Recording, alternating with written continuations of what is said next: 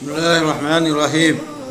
حضرات گرامی، آپ نے مچھلی والے نبی کے بارے میں پڑھا ہوگا جن کا نام یونس ہے۔ وہ اپنی قوم کو سمجھاتے سمجھاتے تھک کے ناراض ہو گئے اور اللہ کا حکم آئے بغیر چل پڑے۔ اس سے پتہ یہ چلتا ہے کہ جو لوگ دعوت تبلیغ کا کام کرتے ہیں، علماء ہیں، ذمہ دار ہیں، ان کو عوام سے ناراض نہیں ہونا چاہیے۔ عوام کی باتوں پہ صبر کرنا چاہیے اور تلقین کرتے رہنا چاہیے۔ نبی برحق جب گئے تو دریا میں سوار ہو گئے، کشتی پر، جہاز پر۔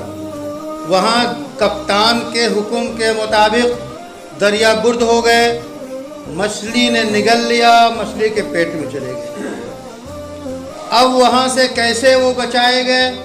اللہ کی طرف سے القاء ہوا، لا الہ الا انت سبحانک انی کنت من الظالمین۔ یہ وہ تسبیح ہم کہتے ہیں جبکہ اقرار جرم ہے، اقرار ظلمت ہے، اپنی بندگی کا اقرار ہے کہ لا الہ، اللہ کے علاوہ کوئی معبود نہیں، آپ ہی معبود ہیں۔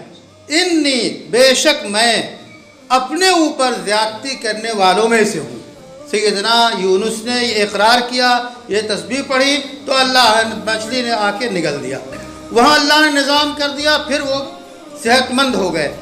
حاصل کلام یہ کہ حالات کیسے ہی سخت ہوں، توکل علی اللہ، اللہ پہ بھروسہ، اللہ کی طرف رجوع، اپنی گناہوں اور اپنے جرائم پہ ندامت اور اصلاح کی کوشش، اور اس تسبیح کا ورد، صرف ورد نہیں کہ آپ یوں ہی پڑھ رہے ہوں، حقیقت کے اعتراف کریں، لا الہ، اللہ کے علاوہ کوئی معبود نہیں، آپ ہی معبود ہیں، ہم آپ ہی بھی پوجا کرتے ہیں اور ہم اپنے اوپر ظلم کرنے والے ہیں۔ اگر ہم ظلم نہ کرتے تو یہ ظالم ترین حکمراں ہمارے اوپر مسلط نہ کیے جاتے۔